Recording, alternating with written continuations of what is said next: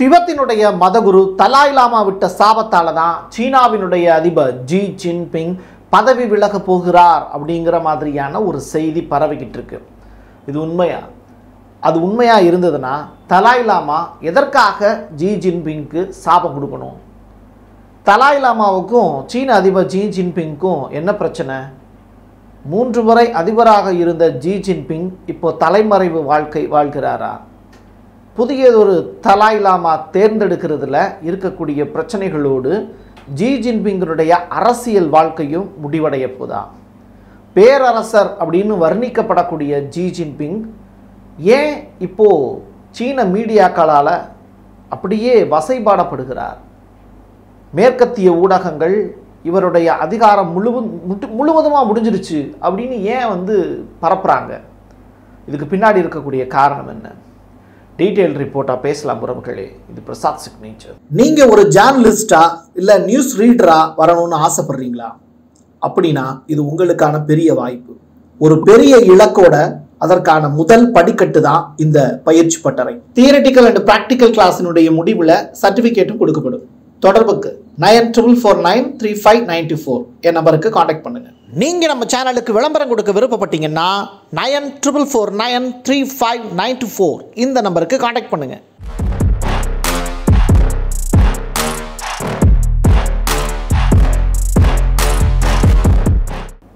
கொஞ்ச நாளாவே Xi Jinping அவர்களை காணாமல் போன அறிவிப்பு அப்படிங்கிறது பத்திரிகைகளில் மட்டும் வெளிவரலை. ஏன் அப்படின்னா, நம்ம ஊரில் கருணாநிதி அவர்கள் முதல்வராக இருந்தபோது ஆட்சியில் இருந்தாலும் ஆட்சியில் இல்லாவிட்டாலும் அவர் தான் ஹெட்லைனு. அதற்கான செய்தி அவரே உருவாக்குவார். இல்லாட்டி அதற்கான இடத்தை பத்திரிகைகள் ஸ்பேஸ் விட்டு வச்சுருப்பாங்க. தலைப்புச் செய்தி எப்படியாவது இன்றைக்கி கருணாநிதி அவர்கள் கொடுத்து விடுவார் அப்படின்னு அவர்களுக்கு நல்லாவே தெரியும். அந்த வகையில் ஒன்று திமுக சார்பாக ஒரு முதல் பக்கத்தில் ஒரு அறிக்கை வர்ற மாதிரி பண்ணிடுவார். அப்படி இல்லாட்டி இவருடைய ஸ்பீச் அந்த இடத்துல பேட்டியாக வர்ற மாதிரி பண்ணிடுவார். ஆக மொத்தத்தில் கருணாநிதி அவர்கள் உயிரோடு இருந்த காலம் வரைக்கும் தலைப்புச் செய்தியின் ஒரு அங்கமாக மாறி இருந்தார் கலைஞர் கருணாநிதி. அதே மாதிரி தான் சீனாவில் ஜி ஜின்பிங் அவர்களுக்கு முகப்பு பக்கத்தில் அவருடைய ஃபோட்டோவை போட்டு அவர் பற்றிய செய்திகள் அப்படிங்கிறது இடம்பெறும். கடந்த மே மாதத்தினுடைய கடைசியில் இருந்து ஜூன் மாதம் வரைக்கும், இப்போ வரைக்கும் ஜூலை மாதம் வந்துடுச்சு, இன்ன வரைக்கும் ஜி ஜின்பிங் பற்றிய செய்திகள் அப்படிங்கிறது வார பத்திரிகைகள்லையோ இல்லை தினசரி பத்திரிகைகள்லையோ தலைப்புச் செய்திகளாக இடம்பெறவே இல்லை. இதுதான் ஒட்டுமொத்த மீடியாக்களையும் ஷாக்காக வச்சுது. காரணம் என்னென்னா, அவரை பற்றிய செய்திகள், அவர் எங்கே இருக்கார், அவர் என்ன பண்ணுறாரு அப்படிங்கிற மாதிரியான விடயங்களை சீனாவினுடைய சிசிபி, சீன கம்யூனிஸ்ட் கட்சி வெளியிடவே இல்லை. இதுதான் இங்கே மிகப்பெரிய அளவிலான புகைச்சலுக்கு உள்ளான ஒரு விஷயம். இதற்கு பிறகு தான் தேட ஆரம்பிக்கிறாங்க, அவர் எங்கே இருக்கார், என்ன பண்ணுறாரு, அவருக்கும் திபெத்துக்கும் என்ன பிரச்சனை, அவருக்கும் தைவானுக்கும் என்ன பிரச்சனை. ஸோ மேற்கத்திய ஊடகங்கள் எதற்காக இப்படி ஒரு பொய் அஜெண்டா பரப்புகிறாங்க அப்படிங்கிறது தொடர்பாக ஆய்வு பண்ண ஆரம்பிக்கிறாங்க. திபெத் அப்படிங்கிற நாடு சீனாவினுடைய அங்கமானது. பல தீவு கூட்டங்களால் சூழப்பட்ட அந்த திபெத் அப்படிங்கிற அந்த தேசத்தை எப்படியாவது கைப்பற்றணும்னு சீனா இப்போ முயற்சி பண்ணுறாங்க. 2027க்குள்ள திபெத்தை தன்னோடு இணைக்கிறதுக்கான எல்லா வேலையுமே ஜி ஜின்பிங் தொடங்கியிருக்கார். சரி, ஜி ஜின்பிங் 2 முறை அரசாண்டார், ஓகே, அதாவது ஆளுங்கட்சியாக இருந்து அந்த கட்சியை வழி நடத்தினார், பொதுமக்களையும் ஆட்சி பண்ணார். 3வது முறையாகவும் அவர் தான் அதிபராக மாறினார். 68 வயசு ஆயிடுச்சுன்னா ஓய்வு பெறணும் அப்படின்னு சொல்லிட்டு இருந்த சட்டத்தை 69 வயசு ஆனால் கூட நான் தான் சீனாவினுடைய அதிபர் அப்படின்னு சொல்லிட்டு சீன கம்யூனிஸ்ட் கட்சி மற்றும் அரசியலமைப்பு சட்டத்தையே திருத்தி காட்டி தான் ஒரு பேரரசன் சீனாவுக்கு அப்படிங்கிறத நிரூபித்தவர். மாவோவுக்கு அடுத்தபடியாக அந்த சேரில் அதிக காலம் உட்கார்ந்த ஒரு பெரிய பேரரசர் யாருன்னா இந்த ஜி ஜின்பிங் அப்படின்னு தான் சொல்லுவாங்க.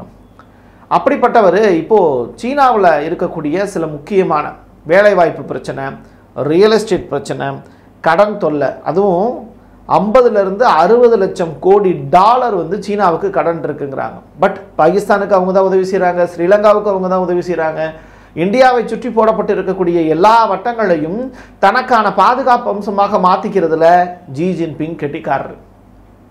அப்படிப்பட்டவர் இப்போ ஏன் தலைமறைவாக இருக்காரு அப்படிங்கிறதையும் தேட ஆரம்பிக்கிறாங்க. பெல்ட் அண்ட் ரோடு அப்படிங்கிற திட்டம் ஈரான் வரைக்கும் விரிவடைஞ்சிருச்சு. சீனாவினுடைய ஆதிக்கம் ஈரானில் ட்ரெயின் ஓடுற வரைக்கும், இராணுவ தளவாடங்களில் பரிமாறிக்கொள்வது வரைக்கும், மிடில் ஈஸ்டில் இப்படி ஒரு சாதனையை எந்த ஒரு சீன அதிபரும் செஞ்சதே இல்லை. அடுத்து 10 to 15 ஆண்டுகளுக்கு சீனாவினுடைய எரிபொருள் தேவை எல்லாத்தையுமே ஈரானே பூர்த்தி செய்யும் அப்படிங்கிற பெரிய ஒப்பந்தம்லாம் கையெழுத்தாச்சு. இதெல்லாம் கையெழுத்தாகுது, ஓகே. பட் அவர் எங்கே அப்படிங்கிற கேள்வி.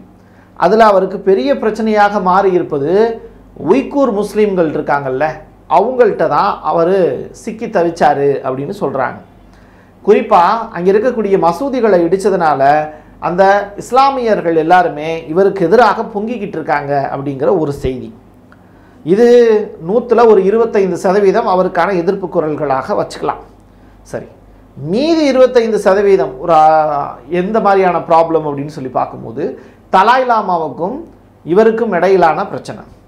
ஸோ தலாய் லாமாவுக்கும் சீனாவுக்கும் இடையிலான பிரச்சனை அப்படின்னு எடுத்துக்க முடியாது. தலாய் லாமா யாருன்னு உங்களுக்கு தெரியுமா?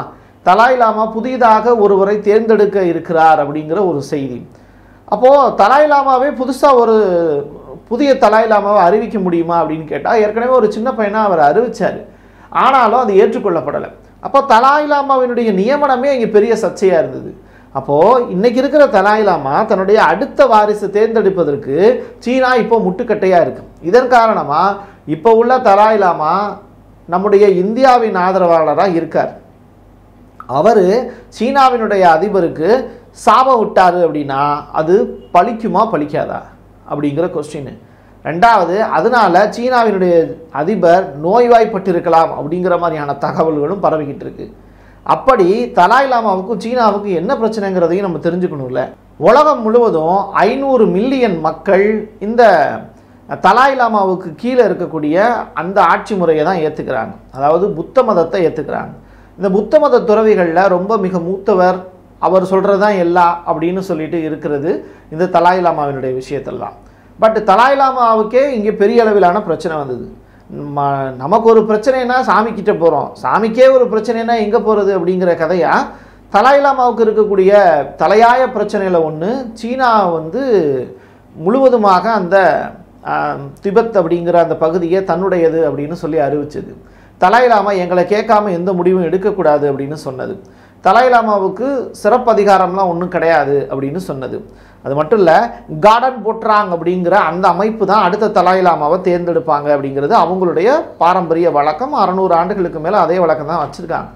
பட் சைனா கவர்மெண்ட் என்ன சொல்கிறாங்க, கிங் வம்சவழியில் வந்திருக்கக்கூடிய பேரரசினுடைய வழிகாட்டுதலின் பேரில் தான் நீங்கள் புதியதொரு தலாய் லாமாவை அறிவிக்கணும் அப்படின்னு சீனா சொல்லுது. இதை தலாய் லாமாவினுடைய ஃபேமிலி சைடில் ஏற்றுக்க மறுக்கிறாங்க. இப்போ என்ன ஆகுது அப்படின்னா, இந்த பிரச்சனை இன்றைக்கி நேற்று ஆரம்பித்த பிரச்சனை மாதிரி தெரியல. 1959 இருந்தே தலாய் லாமாவுக்கும் சீனாவினுடைய அதிபர்களுக்கும் இடையில பிரச்சனை நீடிச்சுக்கிட்டு தான் இருக்குது. இதன் காரணமாக இப்போ இருக்கக்கூடிய தலாய்மா நேருவினுடைய காலகட்டத்திலேயே நம்முடைய அருணாச்சல பிரதேசத்தில் குடிபெயர்ந்து அதற்கு பிறகு அவங்களுடைய சம்பிரதாய சடங்குகள்லாம் புத்த மதத்தின் அடிப்படையில் பண்ணிக்கிட்டு இருக்காங்க. இப்படிப்பட்ட நிலையில் புதிதாக 2 வயசுக்கார ஒரு பையனை இப்போ தேர்ந்தெடுக்கிறதா ஒரு முடிவு பண்ணாங்க. ஆனால் அந்த பையன் பார்த்திங்கன்னா அந்த எப்படி தேர்ந்தெடுப்பாங்க அப்படின்னு சொல்லி விசாரிக்கும் போது, இந்த தேர்ந்தெடுக்கிற குரூப்பில் இருக்கக்கூடிய ஒரு நபருக்கு கனவுல அவர் இந்த திசையில் இருப்பார் அப்படின்னு சொல்லுவாங்களாம். அதற்கு பிறகு ஏற்கனவே இருந்த 13வது தலாய் லாமா இருக்கார்ல, அவரை அவருடைய பொருட்கள்லாம் இருக்குல்ல, அதை காட்டி காட்டி தான் இப்போ இருக்கிற 14வது தலாய் லாமா அவருடைய பிறவி, முற்பிறவி அடுத்த பிறவின்னு சொல்லுவாங்கள்ல, அதனால் அவருடைய ஜீன் இவர்கிட்ட இருக்குது அப்படிங்கிறது இவங்க ஏற்றுப்பாங்க. ஸோ அந்த கனெக்டிவிட்டி அப்படிங்கிறது தொடர்ச்சியாக புதியதொரு தலாய் லாமாவுக்கு அந்த பாரம்பரியத்தை ஃபாலோ பண்ணக்கூடியவங்களுக்கு இருக்கணும் அப்படிங்கிறாங்க.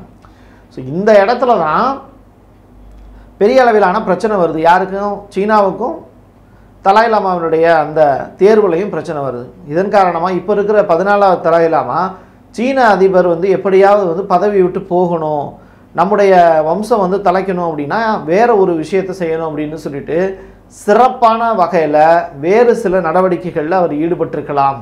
புதியதொரு ஜபங்களாகட்டும், புதியதொரு கோணங்களாகட்டும் அவர் சிந்தித்திருக்கலாம்.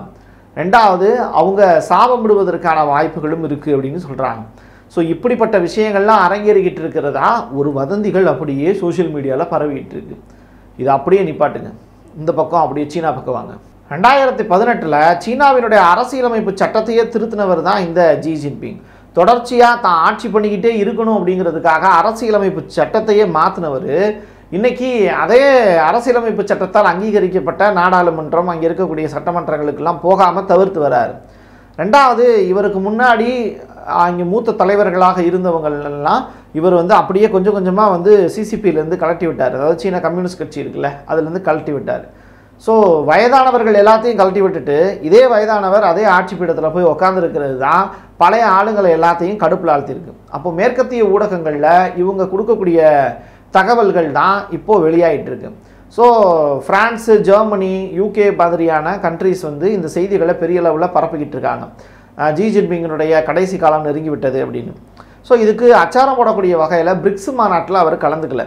பட் மோடி போய் கலந்துக்கிறார். பிரிக்ஸ் மாநாட்டில் வந்து சைனாவினுடைய பிஎம் தான் போய் கலந்துக்கிறார். அது மட்டும் கிடையாது, தொடர்ச்சியாக வந்து பார்த்திங்கன்னா பெலாரஸ் அதிபருடைய மீட்டிங்லையும், பெலாரஸ் அதிபர் அலெக்சாண்டர் வராரு, அவருடனான மீட்டிங்கில் கூட ஜி ஜின்பிங் வந்து கலந்துக்கல அப்படிங்கிற செய்தி வெளியாகுது. அவருடைய அப்பாவினுடைய கல்லறையாகட்டும், இவருக்கு கொடுக்கப்பட்ட பாதுகாப்பாகட்டும் எல்லாமே பாதியாக குறைச்சிட்டாங்க அப்படிங்கிற தகவல் வெளியாகிருக்கு. சமீபத்தில் இந்த 2 மாதத்தில் அவர் வெளிநாடுகள் எதுக்கும் போகலை அப்படிங்கிறதும் சர்ச்சையாக பேசப்படுது. எல்லாத்தையும் தாண்டி கலாச்சார புரட்சி அப்படிங்கிறது 1966 76 இந்த 10 ஆண்டு காலத்தில் சீன அதிபருடைய, இப்போ இருக்கார்ல சீன அதிபர், அவருடைய அப்பா வந்து பெரிய முயற்சி எடுத்து பழைய கலாச்சாரங்கள் எல்லாத்தையும் தூக்கி போட்டு புதிய கலாச்சாரங்களை வந்து உருவாக்கணும் அப்படிங்கிற அந்த பெரிய அவா வந்து மாவோட்ட இருந்தது. அப்படிப்பட்ட புதிய கலாச்சாரத்தை தொடர்ச்சியாக சைனாவில் சேஞ்ச் பண்ணிக்கிட்டே இருக்கக்கூடிய இன்னொரு மாவோவா மக்களால் பார்க்கப்படக்கூடிய ஒரு நபர் தான் இந்த ஜி ஜின்பிங். ஸோ அப்படிப்பட்டவர் இப்போ ஏன் சைலண்டாக இருக்கார், எந்த விதமான ஆக்டிவிட்டிலையும் ஈடுபடலை அப்படிங்கிற கேள்வியும் இப்போ பேசு பொருளாக மாறி இருக்கு. அவருக்கு பதிலாக சீனாவினுடைய மூத்த இராணுவ அதிகாரி ஒருத்தருடைய ஃபோட்டோவை தான் இப்போ எல்லா இடங்கள்லையும் பிரசுரிச்சுக்கிட்டு இருக்காங்க. ஸோ இதுவும் சர்ச்சையும் உள்ளாகியிருக்கு. அப்போ அதிகாரம் அப்படிங்கிறது முழுவதுமாக பிடுங்கப்பட்டு இராணுவ அதிகாரிகளுடைய கையில் இப்போ கொடுக்கப்பட்டிருக்கு. அப்போ சீன கம்யூனிஸ்ட் கட்சியிலேயே அங்கே ஏகப்பட்ட குழப்பம் இருக்கிறதுனால தான் இராணுவம் அந்த இடத்தை கைப்பற்றுமா அப்படிங்கிற கேள்விகளும் இப்போ பெரிய லெவலில் கேட்டுக்கிட்டு இருக்காங்க.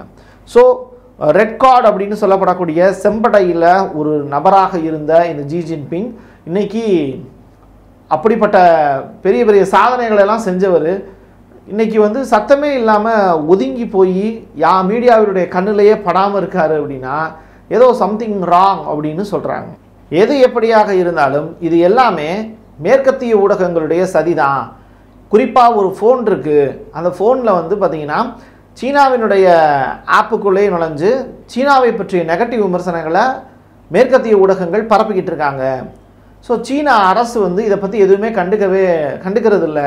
ஏன் அப்படின்னா மேற்கத்திய ஊடகங்கள் இப்படி தான் செய்வாங்கன்னு எங்களுக்கு தெரியும். ரஷ்யாவினுடைய அதிபர் புட்டினும் இறந்து போயிட்டாருலாம் செய்திகள் பரப்புனாங்க. கொஞ்ச நாள் அவங்களுடைய தனிமை வாழ்க்கை அப்படிங்கிறது அவங்களுடையதாக உற்றணும். அப்படிப்பட்ட நேரத்தை இந்த மேற்கத்திய ஊடகங்கள்லாம் தங்களுக்கு சாதகமாக பயன்படுத்திக்கிட்டு ரஷ்ய அதிபர் புட்டின் வந்து இறந்து போயிட்டாரு, அவர் வந்து புற்றுநோய் இருக்குது அப்படின்னு சொல்லிட்டு ஏகப்பட்ட விஷயங்களை வந்து பரப்பிக்கிட்டு இருந்தாங்க. ஸோ இதெல்லாம் உடச்சிட்டு புட்டின் அவர்கள் அதற்கு பிறகு வந்து வெளியில் வந்து மக்கள்கிட்ட வந்து பேச ஆரம்பித்தார். இது புரியுதுங்களா? அப்போது ஏதோ ஒரு காரணத்துக்காக இல்லை நடக்கக்கூடிய நிகழ்வுகளை தனக்கு சாதகமாக பயன்படுத்திக்கிறதுல இந்த மேற்கத்திய ஊடகங்கள், யூரோப் கண்ட்ரிஸ் வந்து ரொம்ப தெளிவானவங்க. அந்த அவங்க விரிச்ச வலையில் இப்போது சீனாவினுடைய அதிபர் ஜி ஜின்பிங்கும் மாட்டிக்கிட்டு இருக்காங்க. மற்றபடி ஒன்றும் இது பெரிய விஷயம் இல்லை அப்படின்னு சொல்லக்கூடிய சீனாவினுடைய பத்திரிகைகள் இப்போ அதை செய்திகளாக வெளியிட்டுக்கிட்டு இருக்காங்க. பட் இன்னமும் சீனா அதிபர் ஜி ஜின்பிங்கினுடைய புகைப்படம் தலைப்புச் செய்திகளில் வரலை. சம்திங் ராங் அப்படிங்கிறது மட்டும் தெரியுது. அவ்வளோதான் நம்மளால் சொல்ல முடியும். ஏன்னா இது ஊகங்களுக்கு பதிலளிக்க முடியாது. நடக்கக்கூடிய சம்பவங்களையும் கேட்டு இருக்கக்கூடிய செய்திகளையும் பார்த்த விடயங்களையும் கம்பைன் பண்ணி தான் ஒரு புதியதொரு கோணத்தில் இந்த பார்வையை பதிவு செஞ்சுருக்கோம். அடுத்தடுத்து கிடைக்கக்கூடிய தகவல்களையும் மக்கள்கிட்ட கொண்டு வந்து சேர்க்க வேண்டியது என்னுடைய கடமை. என் கையெழுத்து என் மக்களுக்கான உறவுகளை மீண்டும் ஒரு பதிவில் சந்திக்கலாம். நன்றி, வணக்கம். தென்னிந்தியாவின் கட்டடக்கலை ராஜாக்கள் Creator Constructions and Northwest Interiors. குறைந்த விலையில் தரமான பொருட்களால உங்களோட கனவு இல்லத்தை பிரம்மாண்டமா கட்டி கொடுக்கறாங்க Creator Construction. அதோட இன்டீரியர் டிசைனால உங்களோட வீட்டை அழகாக்குறாங்க Northwest Interiors. Residential and commercial constructions சூப்பர்வா இருக்கணும்னா தொடர்புக்கு 72907999. நீங்கள் நம்ம சேனலுக்கு விளம்பரம் கொடுக்க விருப்பப்பட்டீங்கன்னா 94493592 இந்த நம்பருக்கு காண்டாக்ட் பண்ணுங்கள்.